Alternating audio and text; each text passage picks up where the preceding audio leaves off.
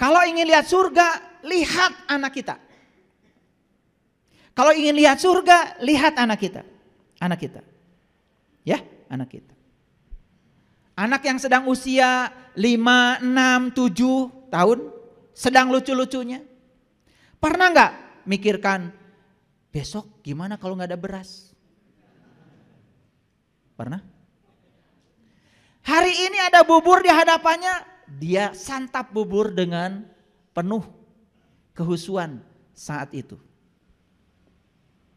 Betul? Makanya kalau ingin belajar surga, belajar dari anak kecil. Makanya orang Bali mengatakan anak kecil adalah sumber sukacita. Anak kecil lagi bermain, umur 6, 7 tahun, lucu-lucunya, pernah nggak memasalahkan hari lalu? Nggak pernah. Jadwalnya ulin we. Makanya mohon maaf ya, saya menyitir salah satu pernyataan dalam Alkitab. Di situ dikatakan, kamu tidak akan pernah bisa merasakan kerajaan surga kecuali kamu sudah bisa menjadi anak kecil kembali. Jadi kerajaan surga itu hanya bisa dinikmati kalau kita sudah menjadi anak kecil. Apa ciri anak kecil? 2, 1 polos, 2 lugu, dan apa adanya. Anak kecil berantem saat itu juga langsung pelukan dan main lagi, gak kayak kalian. Betul gak? Iya. 10 tahun habis berantem masih ingat aja terus. Makanya wajahnya kayak gini, bopeng-bopeng. Sebelah sini nih terutama. Sebelah ini gak beda. Iya, jika perlu bersumpah, ya, jika saya mati nanti, jangan kau sentuh tubuhku. Geus modar masih kena gitu. Itu dendam masih dibawa. Ya Allah, subhanallah.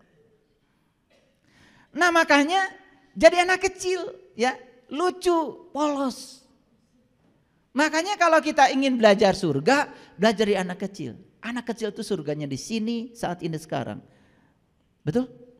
Tidak memikirkan hari esok, tidak memikirkan masa lalu. Hadir di sini saat ini sekarang. Kalau kita totalitas hari ini, besok ditentukan oleh hari ini. Jadi besok itu gak usah dipikirkan sebetulnya. Isi saja secara total hari ini.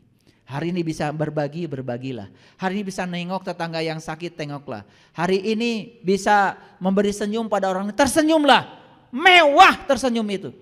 Suatu saat kalian tidak bisa itu lagi. Saya kasih tahu pada semuanya, kalian bisa duduk di tempat ini mewah? Mewah, karena besok-besok belum tentu bisa duduk seperti ini. Bisa nulis mewah? Mewah, karena besok-besok tidak mungkin bisa menggerakkan tangan ini lagi. Cuci tangan, merasakan air menyentuh tangan kita, mewah? Mewah, karena suatu saat air menyentuh tanganmu, kau tidak akan merasakan lagi dinginnya air. Jadi betapa banyak kemewahan yang diberikan semesta kepada kita, kita lupakan. Kenapa? Lagi cuci tangan, pikiran sudah di meja. Gitu maraneh mah. Punten ya, hayang nyiwit. Iya. Lagi makan, pikiran sudah di pasar. Betul? Itulah manusia. Dulu waktu gadis pengen cepat nikah. Membayangkan kehidupan dan pikiran anu nipu. Betul? Menikah teh raos mereunanya. Kulam teh duaan. Gitu. Begitu sudah nikah, pengen cerai. Kieu geuning karasana, kan gitu. Betul? Kayak gitu. Terus berburu ke depan.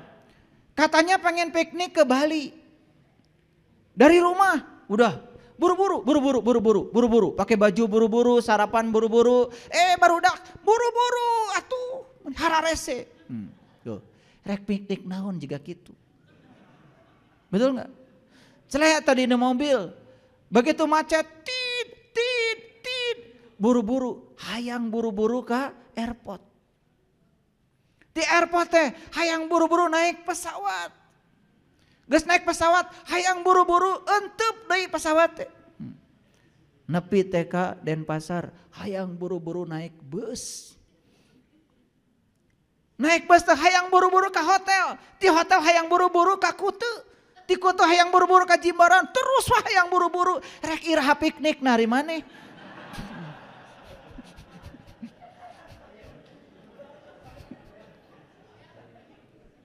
Keun we lah, cenah karasaeun. Terus saja ya, diri ini dibawa oleh pikiran ke masa depan. Tidak pernah hadir. Sugahan keur di mobil teh, gek teh calik. Alhamdulillah tiasa calik keneh. Begitu nyepang setir teh, alhamdulillah Gusti, abdi teh tiasa keneh nyepang setir.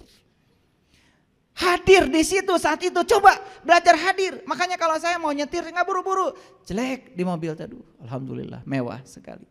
Bisa duduk, bisa menggerakkan kaki, mewah. Sepanjang perjalanan saya nikmati. Saya dari rumah tadi tidak pengen buru-buru nyampe di sini.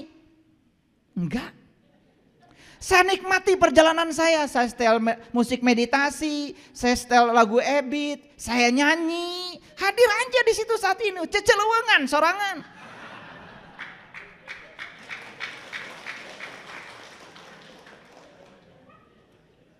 Da marane mah teu kitu. Rek ngaos cenah ti rumah ka dieu, mau belajar berserah diri di jalan. Nit. Galewang ka dieu, galewang ka dieu. Rek ka mana? Jadi semua kemewahan yang hadir di saat itu hampir tidak ternikmati. Betul? Itu sebabnya kita ini sering jadi diri palsu, mengizinkan diri kita dibawa oleh pikiran ke masa depan dan masa lalu, tidak pernah hadir di sini saat ini sekarang. Coba belajar berkunjung ke saat ini, hadir di sini saat ini sekarang. Di situ kita akan merasakan kedamaian yang luar biasa. Ini belum dikasih tahu rahasianya, belum. Ini baru ayatnya. Nah sekarang kita belajar. Jadi dari ayat ini Quran surat Al-Baqarah catat ayat 112. Mahal ini, mahal. Jadi ciri orang yang sudah berserah diri itu sudah tidak lagi takut, tidak lagi khawatir. Jadi berserah diri itu sebetulnya hadir di sini saat ini sekarang tanpa penilaian benar salah, tanpa penilaian baik buruk. Ini harus dipraktekkan. Coba begitu ada kejadian apapun saat ini, jangan menilai. Terima semua yang terjadi apa adanya. Jangan dinilai. Begitu dinilai kita akan memilih, dan memilih itu mengambil yang kita sukai dan menendang jauh-jauh yang tidak kita sukai. Sepanjang hidupmu seperti itu, berarti kita masih melawan Allah. Sekarang pertanyaannya, adakah di semesta yang terjadi tanpa kehadirannya? Adakah di semesta yang terjadi tanpa kehendaknya? Kenapa kita selama ini masih mengambil ini dan menendang itu? Apa yang kita sukai kita ambil, kita cengkram. Apa yang kita tidak sukai kita jauh-jauh buang. Sepanjang hidupmu seperti itu, sepanjang itu pula kamu tidak akan pernah bahagia. Hadir di sini, saat ini, sekarang tanpa penilaian, tanpa penghakiman. Yakini semua yang terjadi karena ada kehadirannya. Itulah memahami kun fayakun.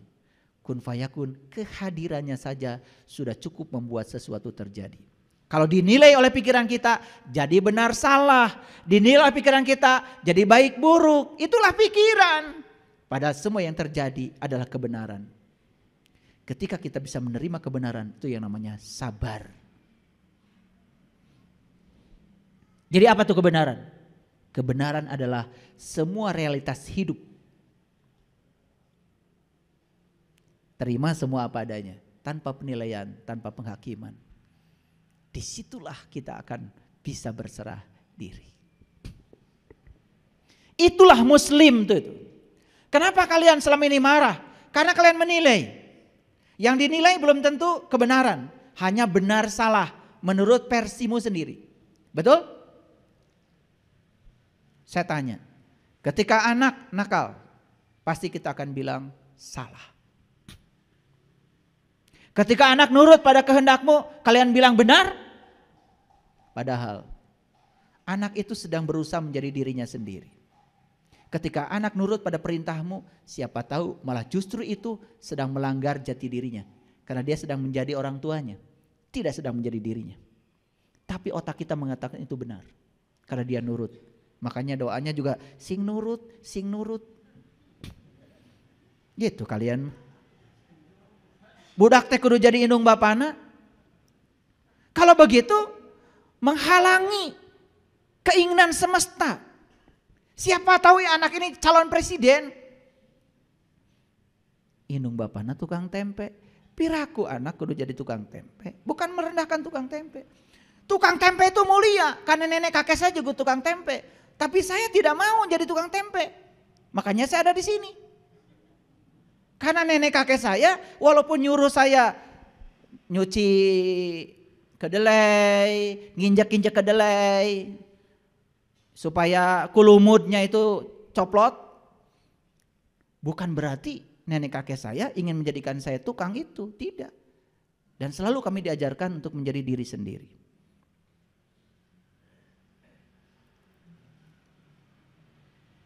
Jangan pernah paksa anak itu harus menjadi seperti kita. Karena apa? Siapa tahu anak disiapkan untuk menjadi lebih dari kita. Paham maksud saya?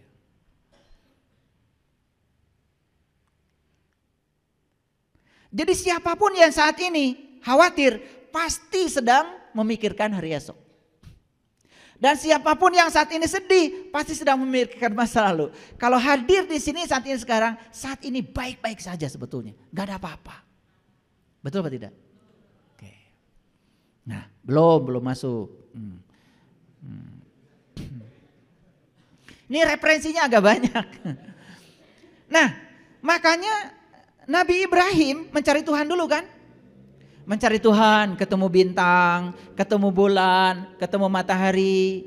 Itu yang luar biasa di Quran. Ketika ketemu bintang, beliau mengatakan, aku tidak suka yang tenggelam. Tapi ketika ketemu bulan, beliau mengatakan, kalau aku tidak mendapatkan petunjuk, niscaya aku termasuk orang yang tersesat. Begitu ketemu matahari yang lebih besar lagi, beliau mengatakan, aku terbebas dari apa yang kalian persekutukan.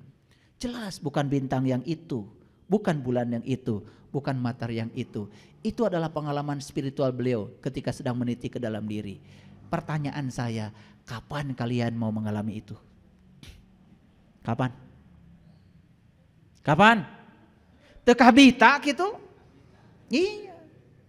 Setelah mengalami itu, baru beliau mengatakan, ini wajah tuh. Wajhialilladzi fataras samawati wal ar hanifan wa ma ana minal musyrikin. Memeh mengucapkan kalimat ieu teh Nabi Ibrahim mengalami dulu pengalaman spiritualnya. Ari maraneh kumaha? Jojolan ini wajah tu wajah iraha ngalamanana. Betul apa tidak? Jadi yang keluar dari mulut kita jadinya omong kosong. Tidak ada dampaknya, tidak membangun kesadaran. Makanya rakaat kalian banyak, tetapi gitu-gitu aja. Tetap ngewaan ka batur, dengkian ka batur, batur bahagia, kalah maneh anu sedih. Gitu. Batur meuli mobil, maneh anu panas tiris. Gitu. Paham? Itu. Karena kita itu tidak bercermin. Kenapa ya rakaat salat saya udah banyak, tapi kok saya masih gini-gini aja. Hanya menyampaikan rasa bahagia aja pada orang sukses berat. Berat. Tak lamun aya berita batur teh cilaka, rezekina hancur. Da si eta mah gitu, resep pisan. Itu tanda bahwa kita ini belum menjadi siapa-siapa. Yuk kita lihat. Apa kata Nabi Ibrahim? Inni wajahtu wajhialilladzi fataras samawati wal ard hanifan wa ma ana minal musyrikin. Sesungguhnya aku hadapkan wajahku kepada Zat yang telah menciptakan langit dan bumi dengan kerendahan hati, dan aku bukanlah termasuk orang-orang yang mempersekutukan Tuhan. Jadi ketika kita sholat, kita ingat ini, ingat itu sudah termasuk menduakan Tuhan. Gara-gara apa? Gara-gara kita nggak tahu Tuhan. Jadi Nabi Ibrahim itu mengatakan aku terbebas dari apa yang aku persekutukan. Kenapa? Karena beliau sudah punya fokus. Makanya kalau leluhur-leluhur saya dulu mengatakan, kamu itu kalau menyembah Allah, kamu harus tahu dulu yang kamu sembah. Karena para nabi, para rasul juga mengajarkan begitu. Betul apa tidak? Iya. Nah, lanjutannya ini sedikit lagi. Baru dikatakan kul. Nah, ini ada kul nih. Jadi kul itu apa artinya? Katakanlah, siapa yang nyuruh? Allah. Nah, Allah itu kalau nyuruh sesuatu pasti sama orang yang sudah mengalami, merasakan. Kalian aja nyuruh ke anak misalnya, sok atuh dongengkeun piknik kamari teh kumaha. Berarti anaknya sudah piknik. Kolot jiga naon. Sok jang caritakeun piknik teh kumaha. Apan kamari ulah cenah piknikna oge. Dicare kumaha jeung ku bapa. Ari ayeuna di tangga daong piknik. Sanu teh hideungna. Ini saya sedang ngasih pelajaran penting buat kalian. Kenapa di Quran ada kata kul, kul, kul, kul. Kul itu Allah menyuruh kita menceritakan apa yang kita alami. Lain anu diapalkeun. Coba di kalimat ini ada kul inna sholati, kul wa nusuki, kul wa mahyaya, kul wa mamati. Jadi ini perintah buat semua orang atau untuk orang-orang tertentu saja? Hah? Semua? Piraku nu teu piknik disuruh ngomong. Kamarana ieu teh tadi saya udah ngeceblek teh teu ngalarti keneh wae. Teu piknik disuruh ngomong. Kolot jiga naon nu kitu. Perhatikan, kul itu hanya untuk orang yang sudah mengalami. Saya tanya, betul enggak sholatmu itu untuk Allah? Katanya buat pahala. Katanya pengen dapat surga. Katanya takut neraka. Itu Tuhanmu. Kartos. Sok, rek seuri deui.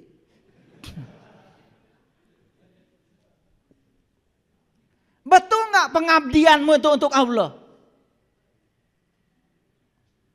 Bohong. Buktinya kamu masih mencari uang. Kalau kamu bekerja untuk Allah, sudah. Ya Allah, saya bekerja di tempat ini, saya yakin karena direncanakan olehmu. Dan saya bekerja di tempat ini karena engkau sedang memerankan aku untuk menjadi kepanjangan tanganmu. Menyampaikan cinta kasihmu pada semua orang yang butuh pelayanan keahlianku. Kerja aja. Dapat gaji? Gaji itu hanya akibat dari pelayanan kita. Itu yang disebut dengan mencari yang punya uang. Kalian kerja fokus pada uang. Melakukan kebaikan, fokus pada balasan yang kalian dapat. Itu saja sepanjang hidup. Makanya saeutik duitna.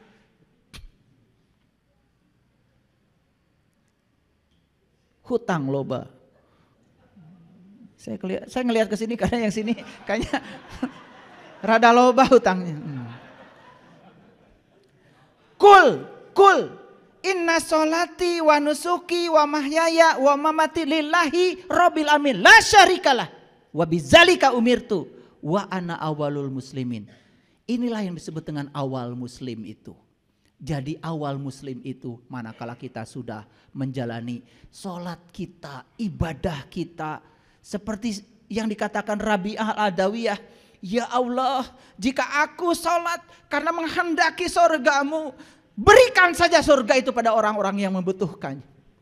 Dan jika aku sholat karena takut nerakamu, masukkan aku pada neraka itu sendiri ya Allah. Bengkakkan tubuhku biar orang lain tidak yang masuk ke neraka ini. Tapi satu ya Allah, jangan pernah kau halangi agar aku bisa menatap kemuliaan wajah-Mu.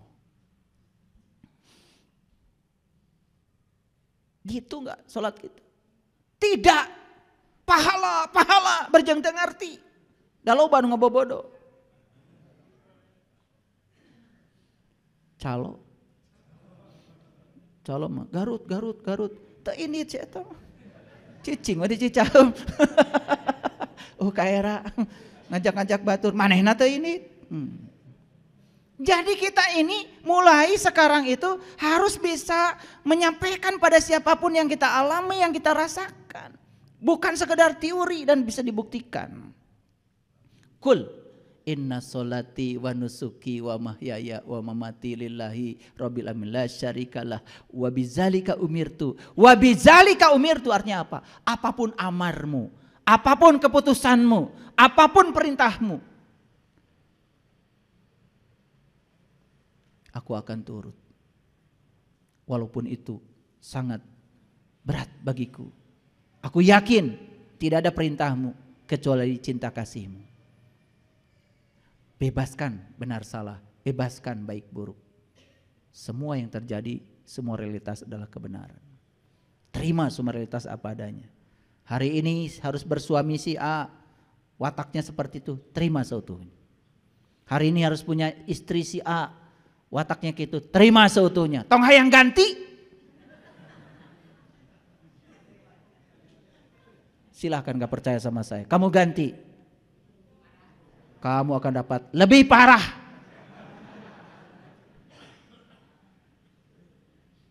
Itu remedial namanya. Ya, remedial itu namanya. Makanya akan diulang. Kita akan ketemu orang yang sama wataknya, sama segalanya. Sepanjang kita belum bisa menerima dia apa adanya, sepanjang itu kita akan dihadapkan pada watak-watak yang sama. Pikiran menipu kita lagi, sugan atau ninggalkan si eta mah panggijeng si itu sarua jeung si eta. Sarua gadagna, sarua teu boga duitna, nyusahkeun. Punten ya. Kadang-kadang harus diebrehkeun. Kalau nggak digini kan nggak ngerti-ngerti, ya toh? Yang lucu itu kadang-kadang yang begini itu dilakukan oleh orang-orang yang mengataskan dirinya itu tokoh. Tidak cocok dengan pasangan, buang. Apa-apaan? Masih ngajarkan kesabaran pada orang lain, masih ngajarkan Islam pada orang lain. Manusia macam apa? Nggak tahu diri. Yang namanya pasangan itu kata Quran juga jelas. Azwaja itu pasangan. Pasangan mah kiri kanan. Gak pernah kalian beli sendal kanan-kanan. Gak pernah beli sendal kiri-kiri. Labuh. Betul apa tidak? Jadi azwaja itu pasangan. Pasangan kiri kanan. Beda. Tong hayang sarua. Sarua mau boga anak. Mun sarua mau boga anak.